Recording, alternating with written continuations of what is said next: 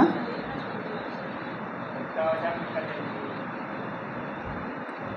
ओम अज्ञानतिमिरन्धस्य ज्ञानाञ्जनशलाकया चक्षुरुन्मिलितं येन तस्मै श्रीगुरवे नमः। नमो विष्णुपादाय कृष्णप्रेष्ठाय भूतले श्रीमते भक्तिवेदांत स्वामिन् इति नामिने। नमस्ते सारस्वते देवे गौरवाणी प्रचारिणे निर्विशेषशून्यवादी पाश्चात्यदेशतारिणे। नमो महावदन्याय कृष्णप्रेमप्रदायते कृष्णाय कृष्णचैतन्य नामिने गौरतुसे नमः। हे कृष्णा करुणा सिंधु दीनबंधु जगत्पते गोपेश गोपिका कांत राधा कांत नमस्तुते। तप्त कांचन गौरांगी श्री राधे वृंदावनेश्वरी वृषभानुसुते देवी प्रणमामि हरिप्रिये। वाञ्छाकल्पतरुभ्यश्च कृपा सिन्धुभ्यैव च पतितानां पावनेभ्यो वैष्णवेभ्यो नमो नमः। जय श्री कृष्ण चैतन्य प्रभु नित्यानंद श्री अद्वैत गदाधर श्रीवासादि श्री गौरभक्तवृंद। हरे कृष्णा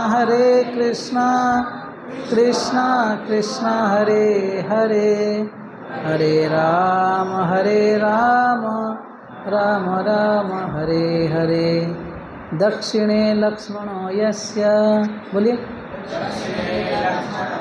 वामेश्च जनकात्मज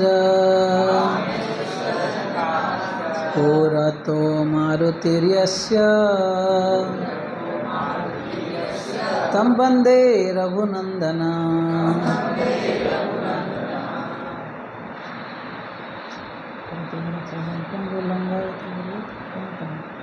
हरे कृष्णा। ये जो प्रेयर हम गाया अभी दक्षिणे लक्ष्मण योस्य है ना।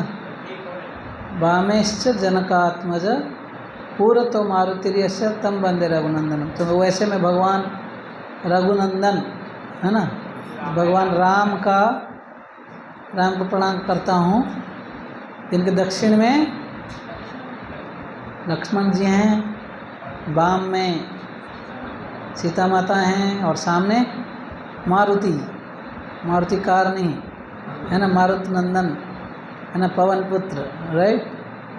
तो ये जो हैं वैसे भगवान राम को मैं प्रणाम करता हूँ। तो ये पिक्चर आपको पूरा दिखना चाहिए कि नहीं, सीता राम लक्ष्मण और सामने हनुमान बैठे हैं।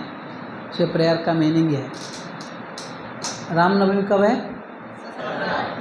17th। आज हो गया 14th। मोबाइल से बाहर निकलिए आप सब लोग, ठीक है। तो वैसे श्रीमद् भागवतम के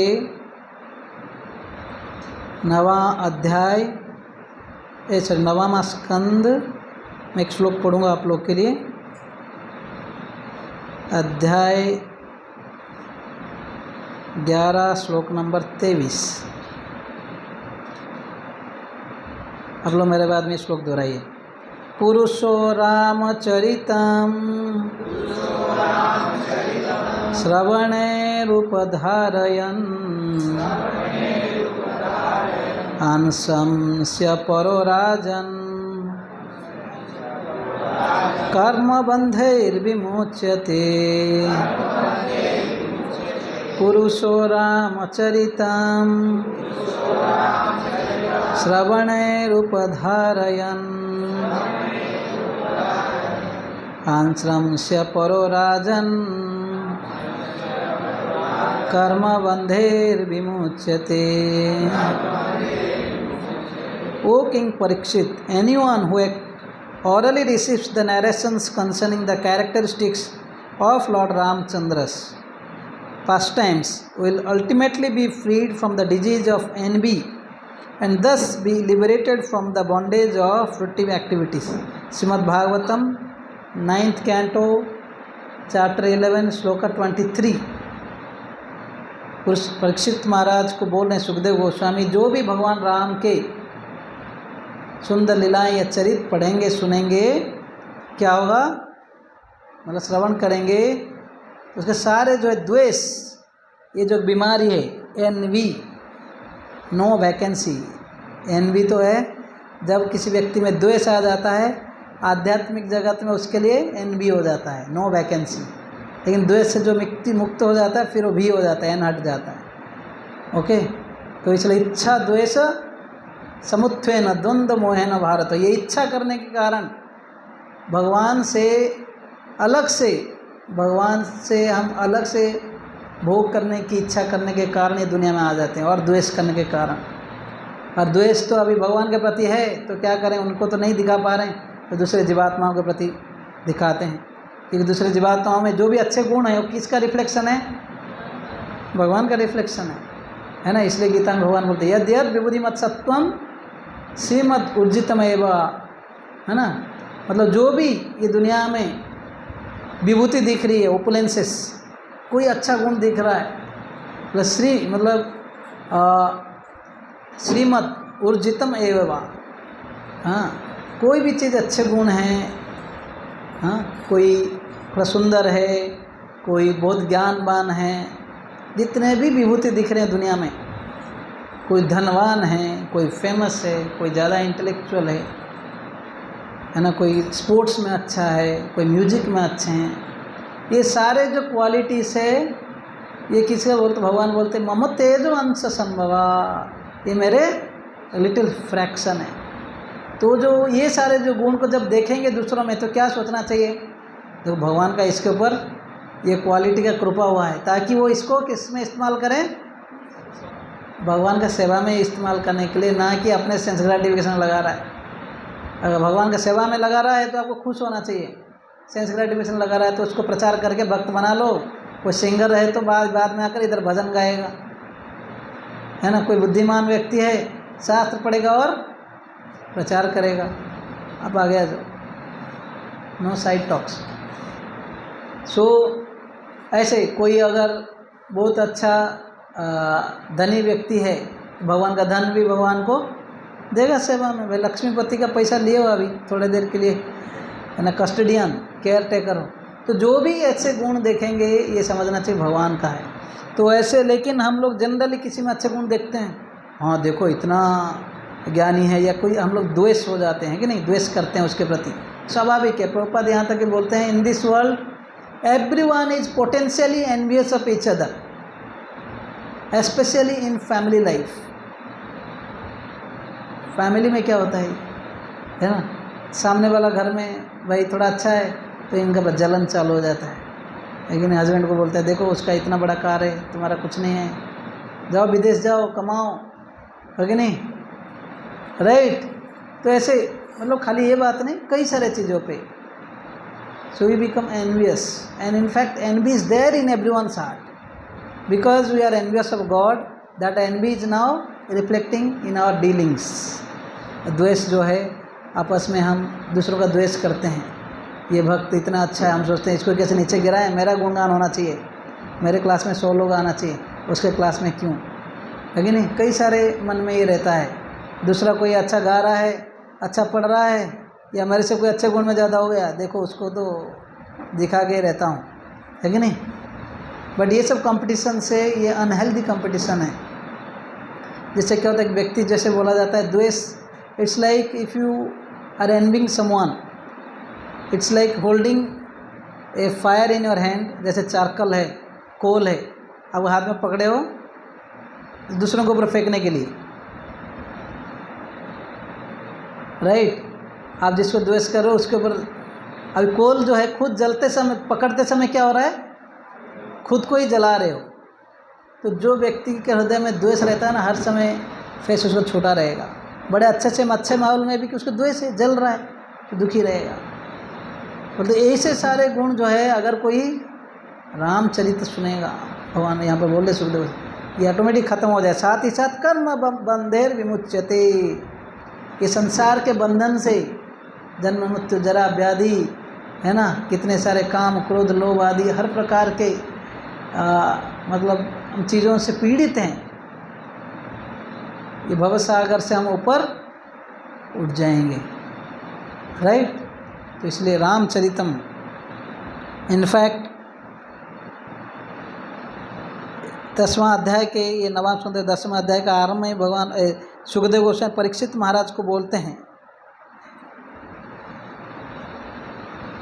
ऑलरेडी ये जो भगवान के चरित्र हैं आप कई बार सुन चुके हैं, इसलिए मैं आपको ब्रीफ में बताऊंगा। इनफैक्ट रामायण जो है, जैसे ब्रह्मा जी जब नारद मुनि को आशीर्वाद देते हैं, सॉरी वाल्मीकि को बोलते हैं आप लिखो। नारद मुनि पहले आए थे, मैं पहला एक जब रिसेंटली क्लास दिया था बालकांड के ऊपर, मैं वहाँ का ब्रीफ बताया, इंट्रोडक्शन कैसे रामायण कैसे लिखा गया। नारद मुनि को वाल्मीकि, आपको पता है नारद मुनि ने वाल्मीकि को उद्धार किए, रत्नाकर थे, है कि नहीं। बाद में जब अच्छे भक्त बन जाते हैं, एक बार पूछते हैं कि दुनिया में कोई अच्छा व्यक्ति है, ऐसे परफेक्ट व्यक्ति, पूर्ण पुरुषोत्तम, है ना, बेस्ट ऑफ पर्सनालिटीज़, उनके बारे में बताइए। तो नारद मुनि बोलते हैं हाँ है। तो रामायण बोलते हैं, 100 श्लोक में रामायण बोलते हैं, वो 100 श्लोक में पूरा रामायण को शॉर्ट में ब्रीफ में बता देते हैं। तो ये तो उसके ऊपर चिंतन मनन करते हैं। एक समय ब्रह्मा जी आते हैं, थोड़ा शॉर्ट में उसके ऊपर नहीं जाना चाहता हूँ, मैं बहुत कम से मैं आज क्लास देने वाला हूँ। तो ब्रह्मा जी आकर वाल्मीकि को बोलते हैं कि आप रामायण लिखिए, ठीक है। तो लिखना प्रारंभ करते हैं और बोलते हैं कि आप, नारद मुनि, अभी वाल्मीकि बोले मेरे को कैसे पता कि सारे पास्ट टाइम्स मैं कैसे बताऊंगा, मुझे तो पता नहीं मैं कैसे लिखूंगा। तो उस समय ब्रह्मा जी बोलते चिंता मत करो, मेरे आशीर्वाद से तुमको जो है पूरा जो रामायण है, भगवान राम का जो लीला है, बिल्कुल आपको दिखेगा। अब इसलिए ध्यान करो, बस मेडिटेट करो, भगवान राम का चिंतन करो। नारद मुनि ने जो बताया है चिंतन मनन करो। तो उन्होंने जब जैसे ही चिंतन मनन किया, मेडिटेट किया, सारे लीलाएँ जैसे टीवी सीरियल, मतलब जैसे पूरा कैमरा का जो है मूव हो रहा है, सारे पास्ट टाइम्स उनको दिखने लगा और सारे चीज़ें वो कंपाइल करने लगे। तो उन्होंने बोला कि पहला आशीर्वाद क्या दिया, मेरे कृपा से आपको सारी लीलाएँ, यहाँ तक बोले आगे अगर कुछ लीलाएँ ऐसे है कि आप अगर कुछ लिख दिए तो आप जो भी बोलोगे वो सब सच होगा। सेकंड वरदान दी, क्योंकि आप भगवान, है ना, मेरे आशीर्वाद से आज से तुम साधु हो, ऐसे मतलब आप जो भी बोलोगे वाल्मीकि, तुम्हारा बात सब सच होगा। अगर कुछ लीलाएँ में, है ना, कभी कभी होता है ना, थोड़ा ये होता है, तो भगवान भी उसको पूरा करते हैं कभी भगवान का, अपने भक्तों को खुशी के लिए। जैसे नारद मुनि, ऐसे कथा है, नारद मुनि श्राप दे देते हैं ना दामोदर लीला में, नलकुबेर और मणिगिरी को श्राप दे देते हैं, भाई यहाँ पर नंद यशोदा के वृंदावन में ऐसे पेड़ के रूप में खड़े रहो, कृष्ण भगवान आएंगे तभी जाकर तुम्हारा उद्धार होगा। ऐसे आचार्य लोग बोलते हैं। नारद मुनि तो बोल दिया लीला, लेकिन भी सोच रहे थे भाई सीधा सीधा तुरंत आश्रम चले जाते हैं, अपने आश्रम बद्रिका आश्रम जाकर भगवान को मेडिटेट किए, ध्यान किए कि अभी मैं तो बोल दिया, भगवान इसको सच कीजिए, है ना। भगवान भी अपने भक्तों का बातों को, वचन को रक्षा करते हैं। इसलिए अर्जुन को क्या बोलते हैं, नवे भक्त प्रणश्यति, है ना। अर्जुन कौनते है प्रतिजानी ही नवे भक्त, तुम जाकर डिक्लेयर करो सारे दुनिया को कि मेरे भक्तों का कभी विनाश नहीं होता है, क्योंकि मैं अपने भक्तों का वचन जरूर रखता हूँ। हाँ, तो इसलिए यहाँ पर भी वाल्मीकि की कृपा से बोले कि आपका सारे जो आप बोलोगे वो सच होगा। और बोले जब तक ये चंद्रमा रहेगी, सूर्य रहेगी, जब तक ये समय रहेगा, जब तक ये धरती रहेगी, जब तक ये पहाड़ पर्वत सब रहेंगे, तब तक रामायण का कथा भी प्रसिद्ध रहेगा। हरि बोल। और बोले जब तक रामायण की कथा रहेगा वाल्मीकि, आप भी जिंदा रहोगे। भले आपको चाहिए सत्यलोक में रहो, पृथ्वीलोक में रहो, जिधर भी रहना है आप भी जिंदा रहेंगे, तब तक आपका भी मृत्यु नहीं होगा। और सोचिए जब तक समय है, मतलब जब तक भले दूसरे पुस्तक चले गए नहीं गए, लेकिन जब तक दूसरे साथ रहे नहीं है जब तक, लेकिन धरती है रामायण रहेगा। ऐसे बोला जाता है कि ब्रह्मा के जो शास्त्रों के हिसाब से 100 करोड़ श्लोक है रामायण का, हमारे लिए केवल 26,000 श्लोक मिला है, ठीक है। रामायण का 24,000 श्लोकास इन रामायण, वाल्मीकि रामायण हम लोगों के लिए जितना हम पकड़ पाएंगे, वैसे उतना भी नहीं पढ़ पाते हैं, तो हमारे लिए 26,000 श्लोक है। और इस भागवतम में बस 2 अध्याय में 40-40 श्लोक में पूरा रामायण को बता दिया सुखदेव गोस्वामी। पर ये आपने बहुत सुना है, रामायण को कई आचार्यों ने लिखा है, इसलिए मैं जस्ट ब्रीफ में बोल के चला जाता हूँ। तो भगवान को कई सारे आगे बताना है, सुखदेव गोस्वामी को लीलाएँ। और स्पेशली बोलते हैं ये जो राम, लक्ष्मण, भरत और शत्रुघ्न, प्रभुपाद तात्पर्य में बोलते हैं ये 4 जो है विष्णु ही हैं। ऐसा नहीं कि राम भी विष्णु हैं, लक्ष्मण, भरत, शत्रुघ्न, लेकिन ये विष्णु तत्व हैं, है ना, भगवान विष्णु का अंश है या अंश का अंश है। तो ये सब जो है कोई साधारण व्यक्ति नहीं थे। भगवान राम को छोड़ के भी लक्ष्मण स्वयं बलराम ही थे, है कि नहीं। अच्छा, भरत और शत्रुघ्न ये भी सब विष्णु तत्व ही थे। वैसे भगवान का अनेक लीलाएं हैं, मैं कुछ नहीं बोलूँगा ये सारे, लेकिन मैं इनसे भगवान इस दुनिया में आते हैं, कई कारण होता है ये दुनिया में आने का। सबसे पहला कारण भगवान राम का आने का भी जय विजय का श्राप मिलना, किनके द्वारा, चतुष कुमारों के द्वारा, है ना, 4 कुमार जो ब्रह्मा जी के 4 मानस पुत्र। अरे जय विजय को गेट में रोक दिया ना, 7वां गेट में, राइट, वैकुंठ में, तो वहाँ से श्राप मिला कि तुम राक्षस योनि में चले जाओ 3 अवतार के लिए। तो पहला में कौन कौन होकर आए, हिरण्यकशिपु और फिर रावण और कुंभकर्ण। राम रावण क्या बोल रहे आप लोग, रावण कुंभकर्ण, है ना। बाद में शिशुपाल और दंतवक्र, राइट। तो ये कारण है, और इसके लिए भगवान भी अपने भक्तों का सुरक्षा करने के लिए आ जाते हैं, है ना। उनको वचन दिया था भगवान, देखो तुम डिसाइड कर लो, इधर 7 लाइफ टाइम भक्त बन के आओगे या 3 लाइफ टाइम राक्षस बनोगे, मैं तुम्हारे साथ अगर युद्ध करूँगा। वीर्य रस भगवान को चाहते थे ना भाई, जब भी जय विजय को देखते थे ना, बोलते थे अरे ये दोनों इतने हट्टे कट्टे हैं, बढ़िया गेट कीपर हैं। और भगवान अगर लड़ना चाहते हैं, ऐसे थोड़ी किसी को लड़ाई करें और तुरंत एक्सेप्ट कर लो भगवान आप, तो कोई लड़ना चाहिए ना उनके साथ। तो वीर्य रस, है ना, जो क्या बोलते हैं, साइवलरी, क्या बोलते हैं इंग्लिश में, युद्ध करने का जो है, यस, जो कौशलता, ये करने के लिए भगवान की इच्छा होती थी। तो सोचा कि इसके बहाने में चतुष कुमार को अंदर गुस्सा करा दिया, उन्होंने श्राप दे दिया, है ना। एक कोटा था लक्ष्मी जी का भी, एक बार लक्ष्मी जी आ रही थी भगवान से मिलने के लिए, ये जय विजय जो गेट में थे, क्या बोले आपको, भगवान ने बोला भगवान रेस्ट ले रहे हैं, हम एंट्री नहीं दे सकते। लक्ष्मी बोला किसका भगवान है, भगवान किसका है। लक्ष्मी जी वॉज अपसेट, भगवान विष्णु आए तो ये बात तो वैसे तो लक्ष्मी जी गए होंगी, लेकिन लक्ष्मी जी अपसेट। तो भगवान विष्णु जब एक काम करते हैं ना, एक साथ में कई कार्य कर लेते हैं। तो बोले कि जब चतुष कुमार यहाँ पर नाराज थे, ऐसे चतुष कुमार को बाद में पता चला, जब इन दोनों में इन्होंने श्राप दे दिया जय विजय को, तो उस समय जय विजय क्षमा मांग रहे थे, सर ही हमसे गलती हो गया है ना। तो उस समय जो भगवान विष्णु आ जाते हैं, आकर चतुष कुमार को क्षमा मांगते हैं, मेरे सर्वेंट्स गलती कर दिया आपका, जरूरी पड़े मेरा हाथ भी मैं काटने के लिए तैयार हूँ, लेकिन आप ब्राह्मण हैं, आप महान हैं, अब मुझे क्षमा कर लीजिए।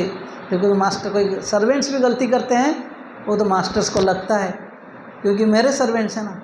जब भगवान बार बार मेरे सर्वेंट्स बोल रहे थे, उनको बुरा लगने लगा, अरे देखो हम कितना दुर्भाग्य है, हम कहीं का ब्राह्मण है, भगवान का नहीं है, लेकिन सर्वेंट्स भगवान बोल रहे मेरे सर्वेंट है, ये मेरे दास हैं। ये बड़ा मतलब बहुत बड़ा सौभाग्य का पोजीशन है कि भगवान के दास, नरेंद्र मोदी और किसी को बोल दे ये मेरा सर्वेंट है, मेरा दास है ना, कितना अच्छा लगेगा, राइट।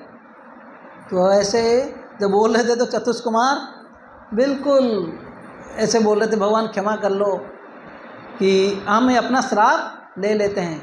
लेकिन भगवान बोलते हैं नहीं, ये मेरा इच्छा है कि ये लोग वहाँ पर आएँ, जाएँ ये लोग बहुत ही जगह, तो मेरे इच्छा से सब हो रहा, आप चिंता मत करो। भगवान ने वहाँ पे लक्ष्मी का भी बात याद कर लिए थे, बोले ये लोग का थोड़ा है ना मिस्टेक है ना, वो कंप्लीट लक्ष्मी जी भी खुश हो जाएंगे ना। एक साथ में भगवान लक्ष्मी जी को प्रसन्न करने वाले थे, अपने को भी युद्ध कौशल भी करना था, थोड़ा फाइटिंग रसा, वीर्य रसा भी थोड़ा आस्वादन करना था, और साथ ही साथ उनको थोड़ा हल्का पनिशमेंट। और अपने भक्ति तो भाई ड्रामा करेगा तो फील्ड में सपोज मानो प्रहलाद को कोई भेजेगा भाई, पहाड़ से फेंकेगा, अब रोल कर रहे हो डर जाएगा कि नहीं? लेकिन अगर रेडीमेड है तो आप ट्रेनिंग दिए हो, देखो विष्णु है, मैं खड़ा रहूँगा, उद्धार करूँगा, चिंता मत करो, तो भगवान अपने भक्तों को ही ऐसे कुछ ड्रामा में ट्रेनिंग करके भेजते हैं। तो अगर भगवान हीरो होकर आते हैं, ये विलेन रोल में आए, जय विजय जो है रावण कुंभकर्ण, तो भगवान राम देवताओं का प्रार्थना, जब संसार में इतने सारे हलचल मच गया रावण के द्वारा, बड़े सब शक्ति ले लिया है ना, तपस्या करके ब्रह्मा जी से वर मांगा कि मैं किसी से भी नहीं मरूंगा, बोले कि ना पशु से ना यहाँ से वहाँ से, लेकिन नर को छोड़ दिया, नर लोग तो तुच्छ है मनुष्य, इन लोगों से क्या मरने, वो तो मुझे कुछ नहीं कर सकते। तो भगवान नर बन के आए, वहाँ पर हिरण्यकशिपु कितना कंडीशन डाल के आया था। एक दूसरा कारण है देवताओं की प्रार्थना, है कि नहीं? पहला क्या है? जय विजय का मतलब चतुष्कुमारों का श्राप, जो कि भगवान उनका इच्छा पूर्ण करने के लिए, फिर देवताओं के स्तुति, संसार में जब हलचल मच जाता है मैनेजमेंट में तो भगवान को आना पड़ता है। तीसरा है, कई रीज़न है लेकिन हम कुछ कुछ बोलेंगे, आज प्रयास करेंगे। तुलसी महारानी के द्वारा भी श्राप मिला था भगवान को, सुना है? वृंदे देवी जो उनका पत्नी थे, जलंधर एक राक्षस थे, आप लोग कई स्टोरी ये सब सुने होंगे आप लोग, है ना? ये मर नहीं रहे थे, इनको कुछ शक्ति था, क्योंकि तुलसी महारानी जो इतने, वृंदे देवी जो है इतना सती नारी थे, ऑब्वियसली सब chest, one of the most chest ladies, क्योंकि उनका जो भक्ति और उनके जो पति जो सतीत्व है उससे इनको शक्ति मिलता था, युद्ध में नहीं मरते थे, देवी देवता जाते थे फिर भी। तो लास्ट में भगवान विष्णु सोचा भी क्या करें, भगवान विष्णु सब कुछ पता है, इसको शक्ति कहाँ से आता है, तो ही जलंधर का शरीर जो रूप ले लिए आ गए और वृंदे देवी के साथ जो मतलब मिलन किए, तो सहवास किए। तो तब क्या हुआ, तो बाद में तुलसी महारानी, क्योंकि वृंदे देवी जो है उनको, क्योंकि जो सती नारी उनको पता चल जाता है ये नहीं है, तो बोलते आप कौन है, तो भगवान विष्णु अपने स्वरूप में आ जाते हैं, तो वो श्राप देते हैं, है ना। और क्योंकि भगवान ने इनका सतीत्व नष्ट कर लिया, उधर देवता लोग उनको मार दिए, तो वृंदे देवी को बहुत कष्ट होता है। वैसे वहाँ पर वो उनको श्राप देते हैं कि तुम पत्थर बन जाओ, जो आज भी शालिग्राम शिला गंडक, और तुलसी महारानी वहाँ पर तुलसी जो जल के रूप में है, गंडकी नदी के रूप में प्रभाव होती है। जहाँ पर भगवान विष्णु हैं, भगवान विष्णु के या कृष्ण के जो नित्य प्रेयसी, उनमें से एक पत्नी जो कौन है, वृंदे देवी, एक तो है ही, लेकिन उनको कुछ समय था, कुछ श्राप के कारण जो है एक लीला था, तुलसी महारानी को यहाँ पर आना पड़ा था, लेकिन उनका पति थे जलंधर।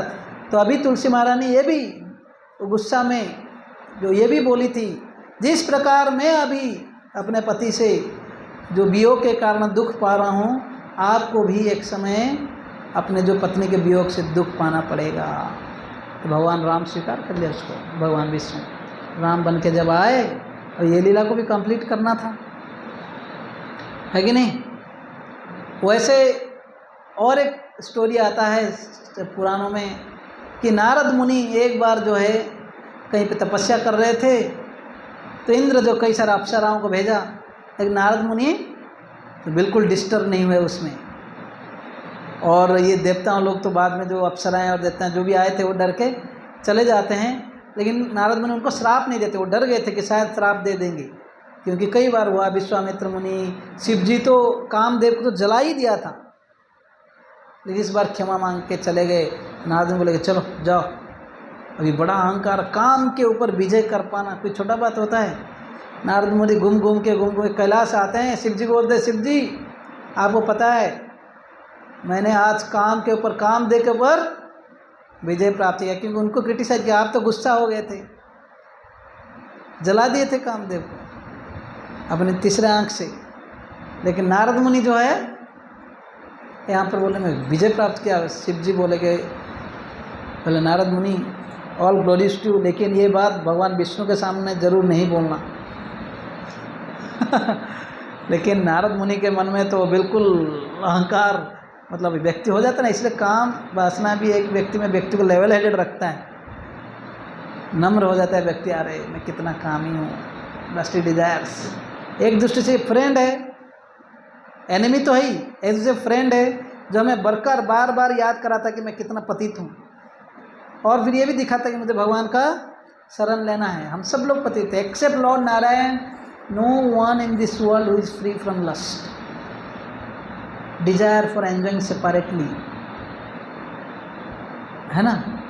तो अभी नारद मुनि विष्णु के पास जाते हैं, भगवान विष्णु तो बोलते अच्छा, तो उनको कुछ तो बताए कि वहाँ पर कुछ सभा चल रहा है, मैं एग्जैक्टली स्टोरी नहीं बोल रहा हूँ, तो उनको भेज देते हैं। तो नारद मुनि निकलते हैं, आते आते एक देखते बहुत सुंदर माहौल है, बहुत बड़ा पैलेस है, और वहाँ पर कुछ बड़ा सा बोर्ड लगा हुआ है, विश्व सुंदरी स्वयंवर बोल के, मिस यूनिवर्स का स्वयंवर, मतलब एक राजा का नाम, ये सब डिटेल है, मैं कभी जस्ट रिमाइंड करके, है ना। तो बच्ची का नाम था विश्व सुंदरी, और राजा का भी ऐसा कुछ नाम था, और उस दिन उनका स्वयंवर था। तो नारद मुनि तो ब्रह्मचारी थे, भाई उस स्वयंवर में जाने का तुम्हारा क्या काम है। अभी देखो, अभी थोड़ा अहंकार के कारण वो अपने आप को क्या सोच रहे थे, मैं, है ना, सब कुछ विजय कर चुका हूँ। तो वहाँ पे जाते हैं, इंक्वायरी करते हैं क्या बात है ना। तो पता चला कि स्वयंवर का कुछ डेट निकला है एक दिन में, और ये भी सोचे कि मैं भी जाऊंगा। बोले कि देखो भगवान विष्णु, है ना, अपने पत्नी के साथ रहते हैं हर कोई है ना।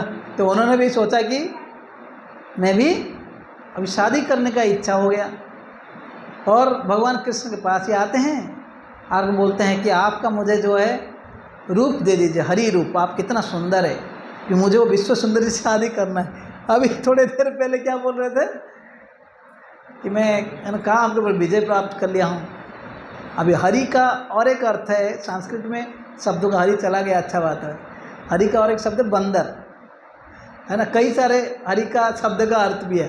अभी हरि रूप दे दिए बोले तो भगवान बोले तथास्तु अभी ये गए, अभी लाइन में बैठ के, अभी विश्व सुंदरी का जो स्वयंवर का जब समय आया तो हार ले रही थी, और ये जाकर नारद मुनि जहाँ पर बैठ गए, ये तो इमेज नहीं देखे थे आईना में, लेकिन जाकर बैठ गए थे और सोच रहे थे अभी तो मेरा भगवान विष्णु का हरि का रूप है, और क्या कहना है, मेरे तरफ तो आएगी और टकाटक आकर हार ही डालेगी मेरे ऊपर, और कहाँ, समझ रहे हैं।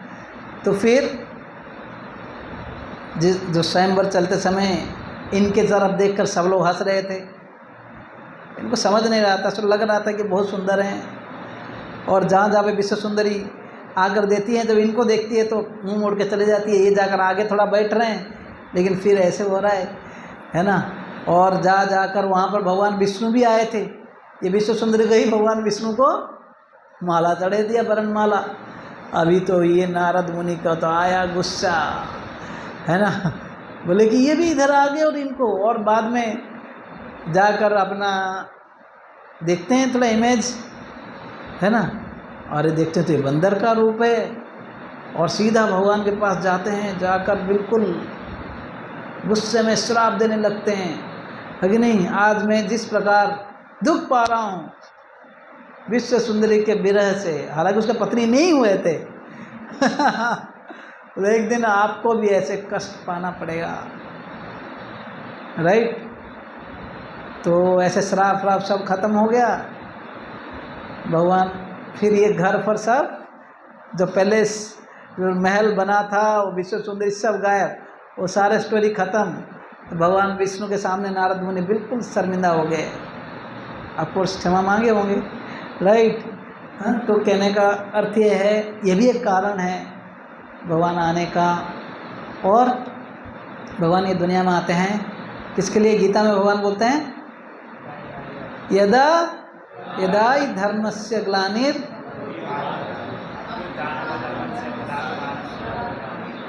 परित्राणाय विनाशाय यस धर्म संस्थापनार्थाय। भगवान जब दुनिया में आते हैं स्पेशली अपने भक्तों को आनंद देने के लिए अलग अलग रूप में आते हैं, ना कि असुरों को बद्ध करने के लिए। अरे भगवान को अगर मारना है रावण को या कुंभकर्ण को, बस परमात्मा खाली बाहर निकल जाए, खत्म, राइट। कोई बड़ा कार्य करना पड़ेगा, जैसे अभी सुनामी कर लेते हैं भगवान, कितने राक्षस को मार लेते हैं हम लोग जैसे एक कोरोना हुआ, हजार ऐसे असुर प्रवृत्ति के लोग मर गए। ऐसे बड़े असुर को भगवान आते हैं। एक तो है कि भक्तों को आनंद देने के लिए, भक्त जो हर समय भगवान से विरह में रहते हैं, भगवान का साक्षात दर्शन करना चाहते हैं, उनके साथ आनंद में से सेवा करना चाहते हैं उनका, तो भगवान भी उसके लिए आ जाते हैं। तो भगवान अपने भक्तों को आनंद देने के लिए आते हैं। साथ ही साथ जब धर्म का संस्थापना करने के लिए तो भगवान राम आ गए। हाँ, इनका संहार करने के लिए रावण और कुंभकर्ण आदि असुरों को, तो उसके लिए भगवान यदा यदा धर्म से एक कारण है। और एक कारण है, देखो कितना 5 रीजन मैं बता चुका अभी तक। क्या बोला? जय विजय को श्राप मिलना चतुर्मुखी मार्ग के द्वारा। फिर हाँ,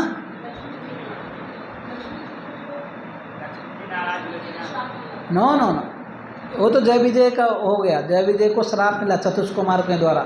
दूसरा रीजन क्या बोला था मैं? हाँ, वृंदे देवी का श्राप। फिर नारद मुनि का श्राप। ओके, देवताओं का प्रार्थना है कि नहीं? ये क्या बोला लास्ट में अभी? यदा यदा धर्मस्। ऑफकोर्स लास्ट में भगवान जो है हमें शिक्षाएं देने के लिए भी दुनिया में आते हैं। इनफैक्ट 5वां स्कंद के 9वां अध्याय 19 अध्याय श्लोक नंबर 5। जस्ट एक मिनट, मैं आ रहा हूँ।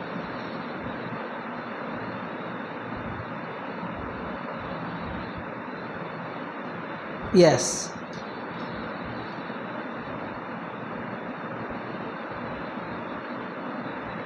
पढ़ेंगे? आप लोग बोलेंगे मेरे बाद में? नहीं तो मैं ट्रांसलेशन पढ़ता हूँ। It was ordained that Ravana, the chief of the Rakshasas, could not be killed by anyone but a man. And for this reason, Lord Ramchandra, the Supreme Personality of Godhead, appeared in the form of a human being. Lord Ramchandra's mission, however, was not only to kill Ravana but also to teach mortal beings that material happiness centered around sex life or centered around one's wife is the cause of many miseries. He is the self-sufficient Supreme Personality of Godhead and nothing is lamentable for him. Therefore, why else could he be subjected to tribulations by the kidnapping of Mother Sita? यहाँ पर जम्बू द्वीप में जो जहाँ एक बहुत सारे द्वीप है, वहाँ पर जो है जम्बू द्वीप में बहुत सारे आइलैंड्स हैं जहाँ पर अलग अलग भगवान के अवतार का पूजा होती है। तो एक आइलैंड में जहाँ पर भगवान राम का पूजा होते, तो ऐसे हनुमान जी वगैरह स्तुति करते हैं, तो उसके बारे में बोल रहे कि ऐसे भगवान राम आप आए रावण को मारने के लिए, लेकिन वही मिशन नहीं था। साथ ही साथ आप आए किस लिए? हम लोगों को शिक्षा देने के लिए। भले व्यक्ति कितने बड़े क्यों ना हो, कितना महान क्यों ना हो, लेकिन अगर स्त्रीण रहता है, अपने स्त्री से आसक्त रहता है, जैसे कोई पुरुष के बारे में बोला गया ये, तो भगवान दिखा रहे हैं, तो वो व्यक्ति ऐसे दुख पाएगा। जस्ट गोल इज दस सेंस ग्रेटिफिकेशन और मेटेरियल अटैचमेंट है। तो एक मनुष्य के भांति, हालांकि भगवान दिखा है, भगवान तो आत्माराम आप्तकाम, उनका कोई कामना नहीं है, फिर भी एक मनुष्य के भांति है ना, अपने पत्नी के विरह में रोते रहे, है ना। जब वृक्षों को, पेड़ पौधों को, पक्षियों को, सबको पूछ रहे थे क्या मेरा सीता को आपने देखा है? हाँ, तो ये बाह्य दृष्टि से एक साधारण मेटेरियली अटैच्ड व्यक्ति, भौतिक तरीके से जो आसक्त व्यक्ति, जैसे अपने पत्नी हो, बच्चों हो या घर हो, जैसे आसक्त रहता है, ऐसे भी चीज़ सिखाने के लिए भगवान आए कि अगर कोई ऐसे अटैच रहेगा वो दुनिया में दुख ही दुख पाएगा। हाँ, ऐसे पुरुष के लिए स्त्री, ऐसे स्त्री के लिए भी पुरुष, लेकिन इससे ऊपर उठकर अगर पुरुष स्त्री दोनों अगर आकर भगवान का सेवा करेंगे तब वो खुश रहेंगे। ये एक शिक्षा था। लेकिन हालांकि बाह्य दृष्टि से सीता माता से विरह के कारण भगवान रो रहे थे, अंतरंग दृष्टि से भगवान हमें सिखा रहे थे किस प्रकार, जैसे कृष्ण भगवान राधा रानी से विरह महसूस करते थे, या राधा रानी कृष्ण से विरह महसूस करते। विप्रलंब जो हमारा ये गौड़ीय मिशन का लक्ष्य क्या है, चैतन्य जो ब्रह्म मध्य गौड़ी सांप्रदाय का, कि चैतन्य महाप्रभु जो राधारानी का भाव में आए हैं, भगवान से विरह में रहने से जो प्रेम या जो आनंद प्राप्त होता है उसको आस्वादन करने के लिए स्वयं आए थे। तो भगवान राम भी यहाँ पे विप्रलंब भाव, जो महा सेपरेशन, जो महा विप्रलंब, जो विरह का भाव आस्वादन करने के लिए आए थे, उसको भी आस्वादन किए, अंतरंग दृष्टि से उसको आस्वादन कर रहे थे। क्योंकि जैसे राधा कृष्णा, सीता राम, लक्ष्मी नारायण, ये सेम हैं, अलग अलग भाव है, थोड़ा भाव में डिफरेंस है कि नहीं। कहीं पे थोड़ा ऐश्वर्य का इन्वॉल्वमेंट है, अदरवाइज ये दोनों तो इटर्नल कॉन्सेप्ट है ना, नित्य अपने पति पत्नी हैं, है ना। उनको जो विरह भावना था उसको आस्वादन किए। जो भगवान हर समय काम से ऊपर है, लेकिन हमको सिखाने के लिए, इवन आप फैमिली में रहो तो पति क्या सुनाते हैं, पत्नी जो है ये भगवान का दासी हैं, बच्चे आदि जो भगवान के ये सब संतान हैं, ये सबको मुझे किस में लगाना चाहिए। अच्छा, पत्नी भी सोचना चाहिए, पति जो पति जो है ये कौन है, ये भी मुझे मिले हैं, हम इनको धर्म में सहयोग करने के लिए हम दोनों पति पत्नी मिलकर भगवान का भक्ति करें और आगे बढ़ें। ये संस्कार है, विवाह एक संस्कार है। धर्म विवाह बोलते हैं, धर्म पत्नी बोलते हैं, अर्धांगिनी बोलते हैं। खाली प्रॉपर्टी को आधा मांगने के लिए नहीं, बोले कि बिल्कुल धर्म में सहयोग करने के लिए। अगर धर्म में सहयोग करेंगे, अगर जो पति अगर अच्छा भक्ति करते हैं उसका 50% विदाउट इवन डूइंग एक सती नारी को ऐसे ही मिल जाता है। अभी क्या है, पति नहीं करते तो पत्नी करते हैं, लेकिन एक दूसरे कोऑपरेट करेंगे आपको 50% मिलेगा, है कि नहीं। भगवान ये एक दिखाए, और यहाँ तक ही दिखाए, रावण जैसे कितना भी बड़ा व्यक्ति क्यों ना हो दुनिया में, राइट, हाँ, लेकिन अगर आप भगवान को सरेंडर नहीं करोगे, भगवान के विरुद्ध जाओगे, क्या हालत होगा देखिए। यहाँ तक कि इसके पास शक्ति था कि ये सोचा था कि मैं सीढ़ी बना लूँगा, कहाँ तक, यस, लेकिन वो व्यक्ति भगवान को शरणापन्न नहीं हुआ। भगवान लास्ट तक मौका दिए, है ना, भगवान का प्रॉपर्टी को एंजॉय करने के लिए चाहा। हाँ, राम, सीता कौन है, लक्ष्मी, भगवान का अंतरंग शक्ति है। हाँ, भगवान की प्रॉपर्टी को जो भोग करने के लिए चाहेगा और दुखी रहेगा, ऐसे उसका विनाश होगा। ये भी दिखा रहे हैं। अगर हमें राम राज्य चाहिए, राम को अपनाइए, ना कि खाली सीता को पास में रखेंगे, है ना, है कि नहीं। हमें लक्ष्मी चाहिए लेकिन नारायण नहीं, ये एक भौतिकवादी रावण मेंटालिटी का लोग हैं। तो ऐसे लोगों का अंतिम में विनाश होता है, पतन होता है, अधोगति होता है। ठीक है, 3 शिक्षाएं, भगवान शिक्षाएं देने के लिए आते हैं। मैं भी 3 शिक्षाएं बोला। पहला बोला भगवान राम दिखाए, कोई भी पुरुष आसक्त रहेगा, पति पत्नी ऐसे फैमिली परिवार बच्चे खाली इसमें ही भौतिक तरह से आसक्त रहेगा, वो दुख पाएगा। लेकिन भगवान दूसरा है कि दिखा रहे थे कि भक्त को लेकिन भगवान से ऐसे विरह में रहकर भी सेवा करने की भावना रहनी चाहिए। और तीसरा जैसे मैं बताया, रावण जैसे महान व्यक्ति भी भगवान को नहीं शरण लेने से हालत ये हो जाएगा कि वो अधोगति की ओर जाएगा।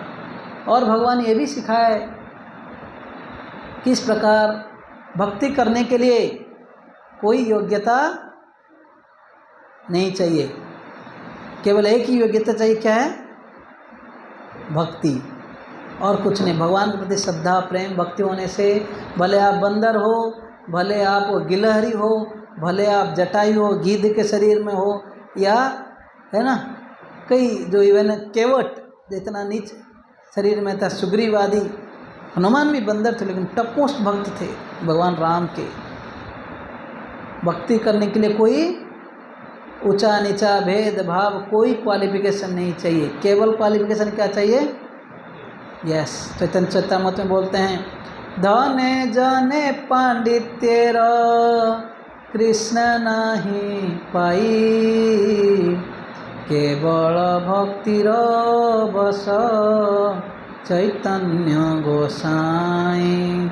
तो चैतन्य महाप्रभु जो है धन जन पांडित्य, किसी के पास बहुत धन है, किसी के पास बहुत फॉलोअर्स है, कोई व्यक्ति बहुत ही बड़ा पंडित हो सकता है, ये सबसे आपको कृष्ण नहीं मिलेगा। हाँ, केवल भक्तिरवश चैतन्य गोसाई, सेम कृष्ण जो चैतन्य महाप्रभु रूप में केवल भक्ति के कारण ही बस मतलब किसी के बस में आ जाते हैं। जैसे कृष्ण भगवान गोपियों का भक्ति देखो, यशोदा माई का भक्ति देखते हो, उनके अंदर जो बोलते थे वो करते थे, कठपुतली की तरह नाचते थे। इसलिए कृष्णदास कविराज गोस्वामी महाराज है ना, इस श्लोक में बोलते हैं, धन जन नाही मागी कविता सुंदरी, शुद्ध भक्ति देहो मोरे कृष्ण कृपा करी। बोलते हैं कृष्ण अगर कुछ देना है मुझे शुद्ध भक्ति दीजिए, ना धन ना जन ना कविता, मेरा गुणगान हो, यशगान हो, हैं, या सुंदरी, पुरुष स्त्री मांगते हैं, स्त्री पुरुष मांगते हैं, एंजॉय करना चाहते हैं दुनिया में।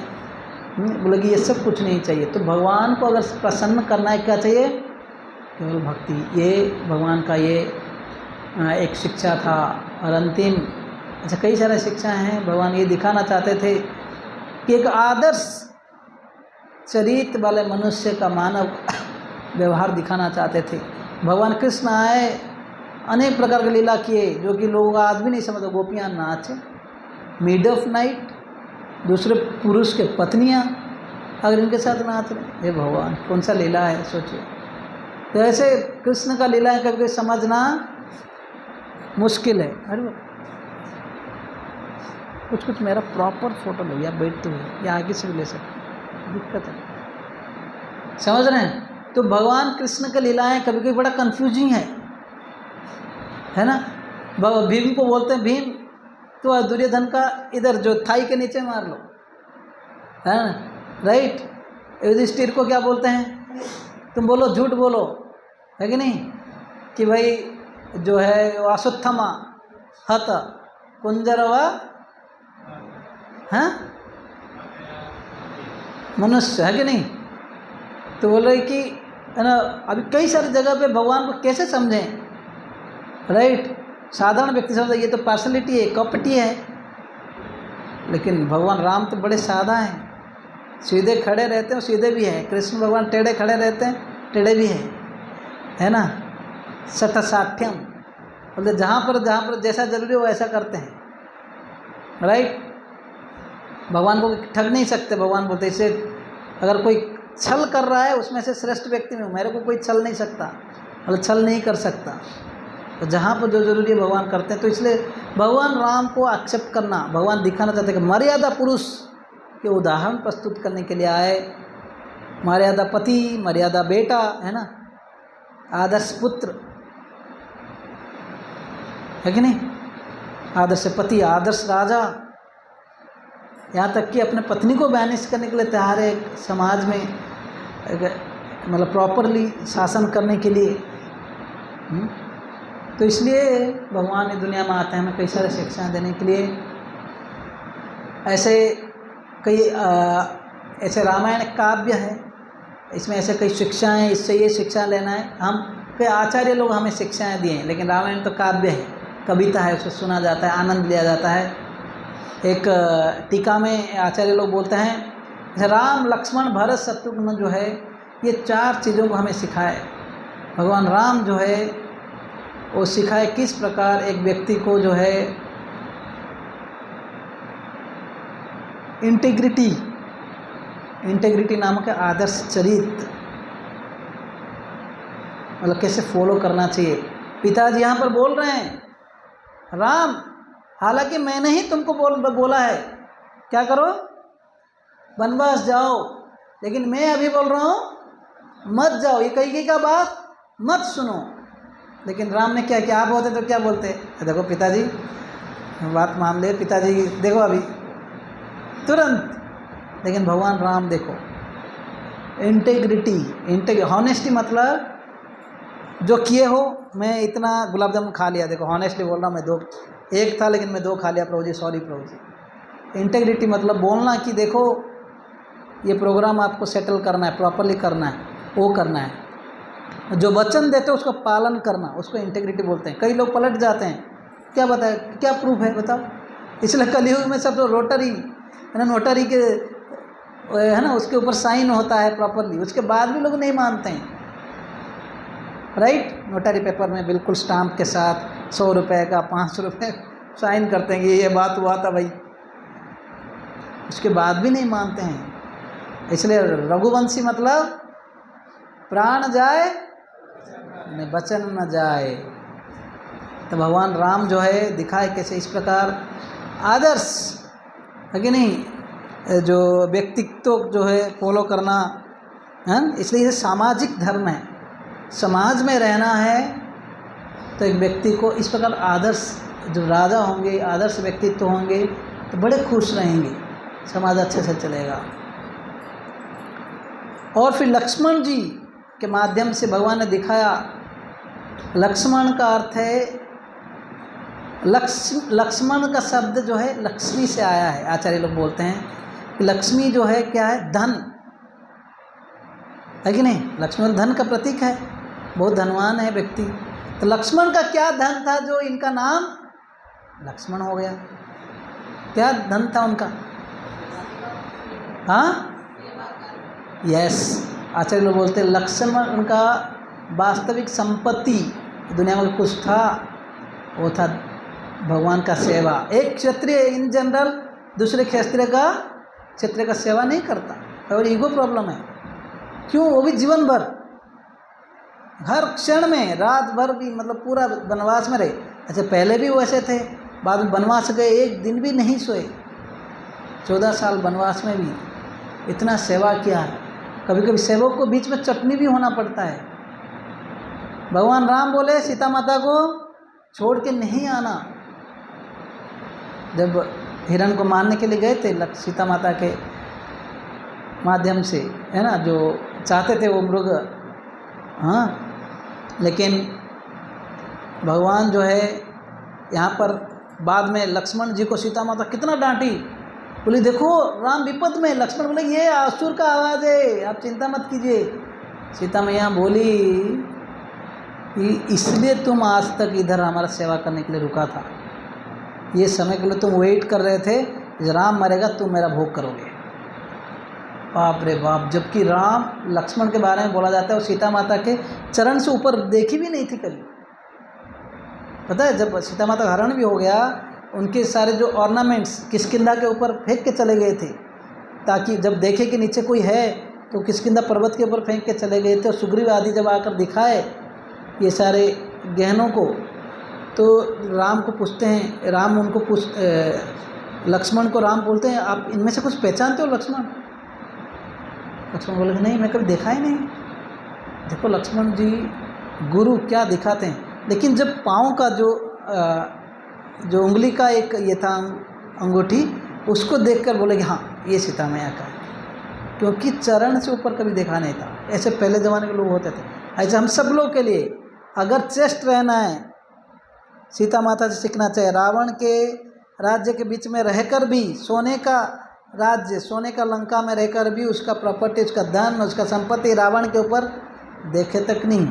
हमारा आँखों का जो शटर से ऐसे में नीचे रहना चाहिए, वास्तविक, या बंद रहना चाहिए जब भगवान का दर्शन नहीं है। तो जनरली पुरुष लोग के लिए माया जो आँखों के थ्रू आता है, सुंदर रूप देखना, कौन कितना सुंदर है, कौन कैसा है ना।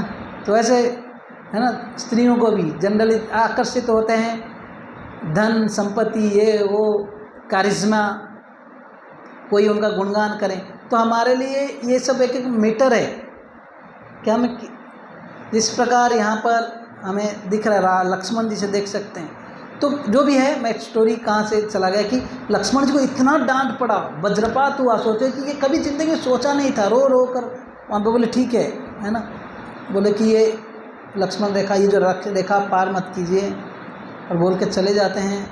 वहाँ पर राम बोलते लक्ष्मण क्या हुआ, क्योंकि राम देखे कि असुर था, उसको तो मार के आए मरीचा को, है कि नहीं।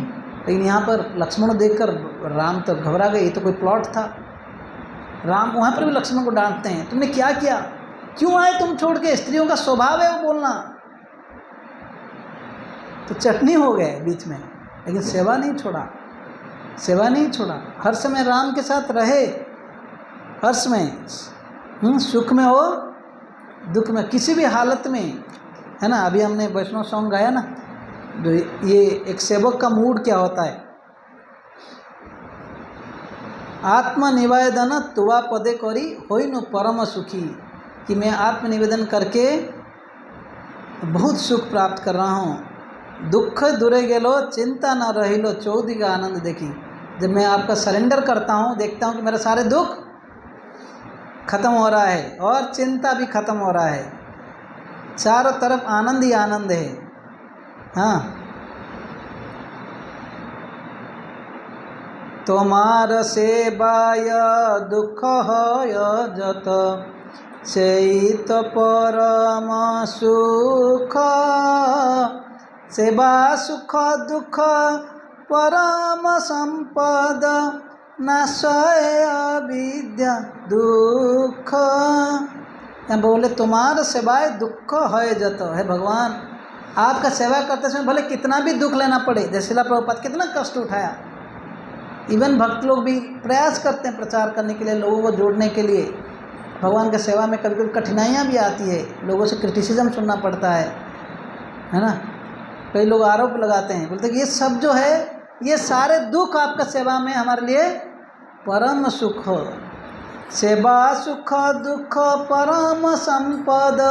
सेवा में जो सुख है, हाँ, जितने सेवा में जो सुख दुख जो भी आता है वो मेरे लिए सबसे बड़ा धन है, परम संपद नाशय अविद्या दुख। ये जो है हमारा भौतिक जगत का दुख जो है खत्म कर लेता है।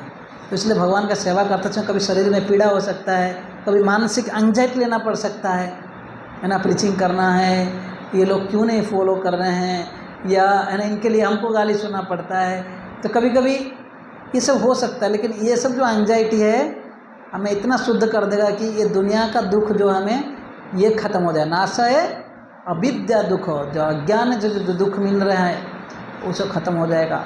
ये था लक्ष्मण जी का मूड। वास्तविक उनका धर्म क्या था? सेवा। एक आदि गुरु के नाते उन्होंने दिखाया भगवत सेवा, वो था सामाजिक धर्म। ये भगवत धर्म जो है, ये व्यक्ति को भगवान ने कैंकर्य धर्म, कैंकर मतलब किंकर, एक सर्वेंट होकर कैसे सेवा करना चाहिए, भगवान का सेवा करना, जो जीव का वास्तविक स्वरूप है, जीवेर स्वरूप है। यस, ये कैंकर्य धर्म लक्ष्मण के द्वारा सिखाए। तीसरा भरत, इन्होंने सिखाया किस प्रकार प्रपत्ति धर्म, यानी भगवान का जो है शरण लेते रहना। कई सारे तकलीफ आ सकते लाइफ में, सहनशील होकर बड़ा धैर्य रखकर भगवान का सेवा करना। भरत कितना बड़ा भार लिया था, सोचिए। भरत शब्द भार से आया है। उनको जब लोगों को कई के कारण, जो मंथरा के कई के जो षड्यंत्र से जब भगवान राम वनवास चले गए, सारे अयोध्यावासी दुखी तो हुए, साथ ही साथ क्या सोचने लगे, जब भरत लौट के आते हैं, ये बोलते हैं कि भरत जो है इसके पीछे भरत का भी हाथ है, ये इनका भी षड्यंत्र में भरत भी शामिल है। सोचिए, आप कुछ भी गलती नहीं किए हो, लेकिन आपको बोला जाए कि आप इस षड्यंत्र का कारण हैं, तो उसमें वो तो परेशानी था वो। इवन यहाँ तक दशरथ महाराज मरते मरते बोले इसमें जरूर भरत का हाथ होगा। बोले कि उसको बोलना मेरे जो ये मृत शरीर में अग्नि नहीं लगाना जलाते समय, ये बोल के गए, है ना। और अंतिम में आकर जब वशिष्ठ को मिलते हैं, वशिष्ठ मुनि भी ऐसे बोलने लग जाते हैं, तब तो भरत महाराज बिल्कुल टूट पड़ते हैं। तो वशिष्ठ मुनि चेक कर रहे थे उनको, है ना, मैं कहीं सुना था ये डिटेल। तो बाद में जो भी है, भरत महाराज कन्विंस, मतलब सबको कन्विंस करते हैं कि मैं इसमें नहीं हूँ, वो चीज़ से निकलने के लिए। तो इतना बड़ा बोझा भगवान राम को जाकर लाने के लिए प्रयास करते हैं। बीच में यहाँ तक कि उससे पहले सब लोग बोलते हैं भरत अभी तुम राजा बनो, तो भरत महाराज एक समय में गुस्सा होकर बोलते हैं वशिष्ठ मुनि अपने गुरु को भी, बोलते आप क्या बोल रहे हैं, आप मेरा सबसे बड़ा संपत्ति जो चुरा लिए हो, आप बड़े चोर हो और मेरा संपत्ति चुराना चाहते हो, तो मेरा संपत्ति जो है भगवान का चरण सेवा, और आप उसको चुराना चाहते हो मुझे राजा बना के। अगर इस दुनिया में अगर अयोध्या का कोई राजा होगा केवल भगवान राम ही राजा होंगे, नहीं तो उनका जो पादुका यही राज्य करेगा, है ना। इसलिए बाद में जाते भी है भगवान को प्रयास करते लाने के लिए, हाँ, लेकिन पादुका लेकर आते हैं। फिर उसी के इवन बोलते हैं कि जो भरत राजा थे, उनका जो धन कोष जो था, धनराशि जो 14 गुना बढ़ा दिए थे, इतने अच्छा से राजत्व कर रहे थे भगवान। क्योंकि जंगल में थे तो धरती में सो रहे होंगे, उन्होंने सोचा मैं कैसे धरती में सो सकता हूँ, धरती में। वो फिर एक मिट्टी गाड़ के नीचे में सोते थे। खाते थे क्या था, जो ना क्या बोलते हैं उसको, हाँ, वो जैसे कोई जंगल में रहता है तो कंदमूल आदि, नहीं तो कुछ जो काव यूरिन में डुबा के कुछ जो व्हीट्स है ना, तो हाँ, तो वो मिला के खाते थे बस। अब सोचे काव यूरिन, आप उसको इमेजिन करते हो स्मेल कितना स्ट्रॉन्ग होता है उसमें। तो ये था भरत महाराज, इतना बड़ा भार लिया था। लोग उनको जितना फेमस नहीं थे, लोग उनका निंदा करते थे, यहाँ तक कि उनको कोई देख लेता तो पत्थर फेंकता था, बोलता था कि इसके कारण देखो राम चले गए। इसलिए भरत को आचार्य लोग बोलते हैं रात 1-1 बजे जाकर स्नान करते थे, मतलब सब लोग आने से पहले। तो ये था भरत इतना बड़ा भार लेकर, लेकिन दिखाया कि किस प्रकार भगवान का शरणापन्न रहना है। पहले किसी भी स्थिति में वेट करते रहे कब राम आएंगे, है ना। और यहाँ बोला था कि राम को एक दिन भी अब लेट कर लिया मेरे को और देखोगे नहीं आप, मेरा शरीर यहाँ पर मैं नहीं रहूँगा। इतने मतलब आप भक्ति करने से ये मत सोचिए कि तकलीफ नहीं आएगा, क्रिटिसिज्म नहीं आएगा, लेकिन सुख में हो दुख में हो। विपदे संपदे थकुक समभावे धीरे। और नेक्स्ट लाइन बोलता है कि ऐसे जो है विपद या संपद, जिससे अच्छा समय में या बुरे समय में मैं हर समय जो है समान भाव में रहूं, और धीरे धीरे वृद्धि हो नामेर प्रभावे। बोलते हैं धीरे धीरे वृद्धि हो नामेर प्रभावे। बोले किसी भी स्थिति में सुख में या दुख में मैं आपका भक्ति करते रहूं, और धीरे धीरे मेरे हृदय में नाम के प्रभाव से, हरि नाम के प्रभाव से हरे कृष्णा कृष्णा कृष्णा हरे हरे, हरे राम राम राम हरे हरे, ये भगवान नाम का प्रभाव से मेरे धीरे धीरे भक्ति जो है बढ़ते रहे।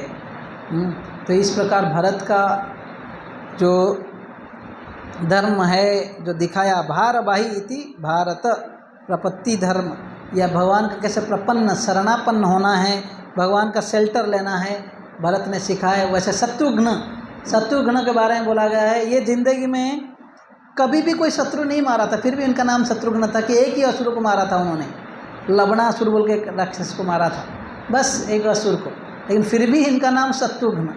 इन्होंने किस शत्रु के ऊपर विजय किया था? देखो भरत इतने इनफेमस थे, लोग उनको पसंद नहीं करते थे, फिर भी क्योंकि भगवान के परम भक्त थे उनका सेवा करते थे। ये हर समय अपना अहंकार नहीं दिखाया कि भाई मैं फेमस हूँ, आप है ना, अब तो फेमस नहीं हो, फिर भी मैं क्यों आपका सेवा करूँ। नहीं, शत्रुघ्न जो है अपना अहंकार रूपी शत्रु को विजय कर लिया था, अहंकार को बाजू में रख लिया था, हर समय जो है इनका सेवा करते रहे। इसलिए जो लक्ष्मण जो दिखाया किस प्रकार जो है एक भक्त का भागवत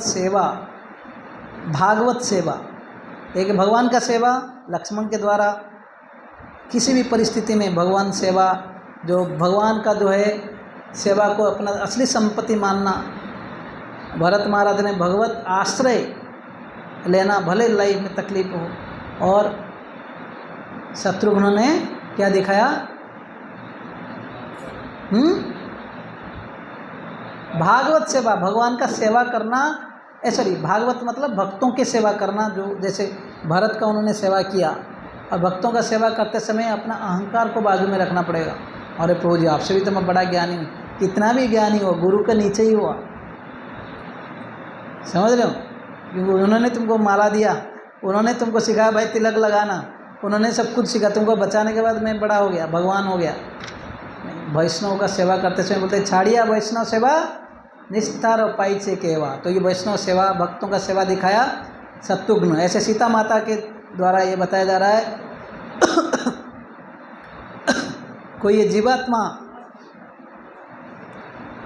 सीता माता के द्वारा आचार्य लोग ये सिखा रहे हैं कि एक जीवात्मा जो है सीता माता को रिप्रेजेंट करता है। सीता तो भगवान के साथ थी, भगवान का सेवा कर रही थी, लेकिन इच्छा प्रकाश की कि मुझे वो हिरनी चाहिए, सोने का हिरनी। और सोने का हिरनी कुछ नहीं, माया है ना, वही मुझे चाहिए। भगवान बोले नहीं वो राक्षस है, वह 84 लाख स्पीसीज में वो नहीं है। लक्ष्मण जी बोले फिर भी यस, हाँ मरी हुई नहीं चाहिए था, रेडीमेड चाहिए था, लेकिन वो जिंदा ही चाहिए था। हाँ भगवान मारा जिंदा ही चाहिए था, इसलिए तो वो लेना चाहते थे। क्यों लेना चाहते थे? वो सीता माता का जो भाव था कि मैं इतने साल वनवास जा रहा हूँ, वन से कुछ घर को लेकर जाओ कौशल्या माता को गिफ्ट करने के लिए, वो इतना सुंदर चीज़ को लेकर जाओगे तो कितना अच्छा बात होगा। तो भगवान राम क्या सोच रहे थे कि देखो सीता जो कि रानी है, कभी जंगल आदि नहीं देखी थी, है ना, जनक नंदिनी है, लेकिन उसको देखो वनवास आना पड़ा, मेरे साथ इतना कष्ट करना पड़ा, भले कुछ भी हो मैं सीता के लिए कुछ लेकर आऊँगा। ऐसे भगवान को पता था, भगवान एक मनुष्य लीला कर रहे हैं, तो ये भाव से भगवान भी सोच रहे हैं कुछ। सीता माता की इच्छा था कौशल्या का अच्छा, और राम का इच्छा था सीता माता को प्रसन्न करना, तो बीच में चटनी हुए लक्ष्मण जी, है कि नहीं? लेकिन जो भी है, क्योंकि सीता जो है भगवान का जब तक सेवा कर रही थी, खुश थी, आनंदित थी, जिस भी परिस्थिति में थी, सिंपल लाइफ था। जैसे ही भोग मतलब ऐसे मोह में आसक्त होकर मृग के प्रति, माया मृग बोला गया ऐसे, है ना, माया के संसार में जो ऐसे आसक्त हो जाता है, मोह माया में चला जाता है ऐसे, तो तब क्या होता है? बोला जाता है रावण जैसे राक्षस 10 हाथ के साथ आता है, उस व्यक्ति को लेकर कहाँ पे डाल देता है? लंका में, समुद्र के बीचों बीच। समझ में आया? तो ऐसे बोला गया जैसे ही हम भगवान के साथ थे, सेवा कर रहे थे, जैसे ही हम भोग करने के लिए इच्छा करते हैं, वैसे हमें रावण रूपी एक मन दिया जाता है। 10 ज्ञानेंद्रिय कर्मेंद्रिय मिला के 10 इंद्रियों के द्वारा कहाँ पे डाल दिया जाता है? लंका को एक शरीर के अंदर डाल दिया जाता है, ठीक है। और ये शरीर किधर रहेगा? सागर जो है, संसार के सागर में, भौतिक सागर में एक व्यक्ति आकर गिरता है। बात मत करो, बोल ठीक। तो समझ रहे हैं, जैसे ही हम भगवान का सेवा छोड़ के ऐसे मोहित होकर माया में चले जाते हैं, तब हमें क्या होता है? ऐसे संसार रूपी सागर के बीचों बीच, लंका रूपी शरीर के बीच रावण है ना, रावण जो मन और शरीर, ये जो 10 इंद्रियां, ये हमें चुरा के शरीर में डालते हैं। इसलिए बोलते हैं ना, शरीरा विद्या जाल जोड़ेंद्रिय ताय कल। ये सारे इंद्रियां जो है अविद्या का जाल है, हमें ये जो शरीर के अंदर डाल के रखता है, संसार के सागर में हमें डुबाते रहता है।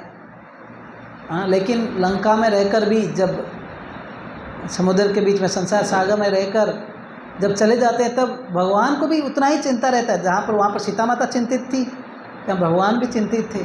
सोच रहे थे क्या सीता अपसेट थी कि यहाँ पर खुश नहीं थी, यहाँ पर कंफर्ट्स नहीं था, या उनको ज़बरदस्त अब्डक्ट कर गया था? तो भगवान वैसे चिंतित होकर उनको रो रो कर ढूंढ रहे थे। लक्ष्मण जो बोलना पड़ रहा था नहीं कि आप मत रोइए। इन जनरल लक्ष्मण जी गुस्सा होते हैं तो राम को बोलना पड़ता है, भाई शांत हो जा, ठीक नहीं? कई बार बोलते कि ये मेरा आज से पिता नहीं है दशरथ, ऐसा ऐसा बोले, तब भी राम भगवान शब्द ऐसे नहीं बोलते हैं। लेकिन यहाँ पर राम रो रहे हैं, लक्ष्मण जी बिल्कुल उनको समझा रहे हैं, है कि नहीं? तो बाद में जैसे भी हो, लीला इस प्रकार कि जब एक व्यक्ति सीता मैया को रिप्रेजेंट करते हैं, हम सब जीवात्मा जब भगवान को भूल कर एंजॉय करना चाहते हैं, हमें संसार रूपी सागर में आ जाता है भौतिक शरीर के साथ और कष्ट पाते हैं, बड़ा चिंतित रहते हैं। लेकिन जब कोई व्यक्ति स्पेशली भगवान का मतलब पास फिर से आने का प्रयास करता है, भगवान जो है अपना वानर सेना, नर मतलब जो नर से कोई ऊपर है, कोई साधारण व्यक्ति नहीं है, एक दृष्टि से उसका भी अर्थ है संस्कृत में, है ना। ये वैष्णवों को लेकर आते हैं भगवान, अपने वानर सेना जो वैष्णवों को लेकर आ पड़ते हैं उस भवसागर में, उनके द्वारा सेतु बनाते हैं और आकर पहुंच जाते हैं और उनके माध्यम से उनके जो रिप्रेजेंटेटिव गुरु टॉपमोस्ट वैष्णव उनके द्वारा संदेश भेजते हैं भगवान के वाणी। तो जब हम ये संसार सागर में कष्ट पाते हैं, जब भी इच्छा करते हैं कि हम भगवान के पास जाना चाहेंगे, तो भगवान जो है गुरु को भेज देते हैं वाणी के माध्यम से। और जब उसे स्वीकार करता है वैष्णव और गुरु, इनसे जब स्वीकार करता है भगवान, फिर ऐसे भक्त को फिर अपने पास ले आते हैं और उसका उद्धार हो जाता है। हाँ, यह है रामायण की शॉर्ट स्टोरी। और ऐसे अनेक कथाएं हैं, कथा अनंत हरि, अनंत हरि। रामायण की कथा तो अनलिमिटेड है, सुनते जाओगे कोई लिमिट नहीं है। तो आपके पास रामायण है, पढ़िए, नहीं तो श्रीमद् भागवतम के शॉर्ट में भी पढ़ना है, 9वां स्कंद के श्लोक अध्याय नंबर 10 और 11 को भी पढ़िए। हाँ, तो ऐसे अनेक शिक्षा हैं, इसलिए ये सब सीखना चाहिए हमें। और अपने लाइफ में भगवान राम, लक्ष्मण, भरत, शत्रुघ्न से स्पेशली आदर्श चरित्र सीखना चाहिए। भगवान राम एक मर्यादा पुरुषोत्तम है ना, आदर्श चरित्र, आज्ञाकारी पुत्र है ना, इसका सिखाया हमें किस प्रकार ऐसे बनना है। लक्ष्मण जी कैसे भगवत सेवा, भगवान का सेवा करने चाहिए किसी भी परिस्थिति में। भरत सिखाए भक्त बनने के लिए कई सारे कठिनाई आएगा, उसको सहनशील और धैर्य रखना चाहिए। फिर शत्रुघ्न जो है अपना अहंकार, जब भक्तों के बीच में वैष्णव सेवा में अहंकार को अलग से रहना चाहिए। और सीता मैया, एक तो है कि हम उनको रिप्रेजेंट करते हैं, ऐसे गुरु का आश्रय लेना चाहिए, गुरु का वाणी। और दूसरा है कि सीता माता जो वहाँ पर रहकर भी देखो, सोने के लंका में, मतलब एक माया जगत में रहकर भी वहाँ पर चीज़ों के प्रति आसक्त नहीं थे। रावण बोला कि तुमको रानी करके रखूँगा और सब लोग तुम्हारा दासियाँ बनेंगे। नहीं, तुम्हारा उसको तो देखना नहीं है, तुम्हारा अपने आँखों को या मन को जो है श्रेष्ठ बनाना है सीता माता की तरह, संसार के भोग की तरफ देखना नहीं है। बोलना आसान है, केवल गुरु और वैष्णव की कृपा से हो सकता है, अपने खुद से नहीं हो सकता। इसलिए नरोत्तम दास ठाकुर एक वैष्णव सॉन्ग में बोलते हैं, कबे आमनिताई चांदे करुणा हईबे संसार वासना मोर कबे तुच्छ हईबे। हाँ, बोलते कि नित्यानंद प्रभु बलराम हैं, आदि गुरु हैं, ये वो या उनका अगर कोई रिप्रेजेंटेटिव ऐसे कोई गुरुओं का, वैष्णवों का रूपा होगा, संसार का वासना जो हृदय में बैठा हुआ है। कभी कभी बाहर से तो हम लोग भाई no meditating, no gambling, no intoxication, no illicit sex, पैरेट की तरफ बोलते जाते हैं भाई दीक्षा पाना है, और कुछ प्रयास करते हैं बाह्य दृष्टि से फॉलो करने के लिए, ये सब नहीं करने के लिए। लेकिन अंदर के हृदय से क्या वासनाएं चले गए हैं?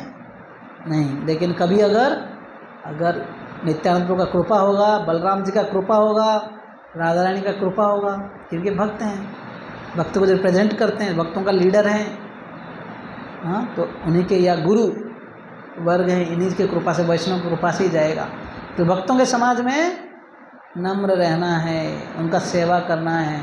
विषय छाड़िया कबे शुद्ध हबे मन, कबे आम हेरब श्री वृंदावन।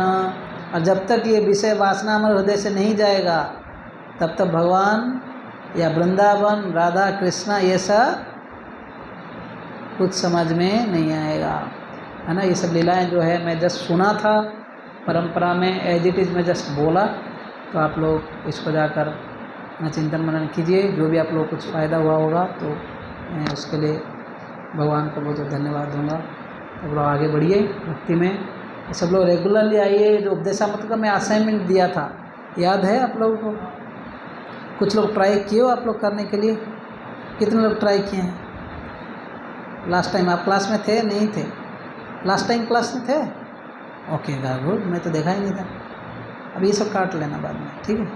बंद कर। हरे कृष्ण कृष्ण कृष्ण हरे हरे